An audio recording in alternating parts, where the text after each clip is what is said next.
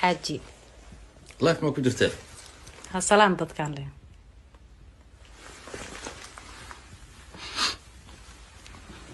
اوه 1800 qof baa ku fiirsanaysa maxaa leedahay hal iyo dadkan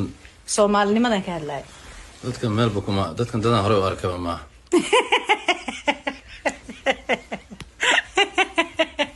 hal qof kama aqaan ma leedahay dadkan dadaan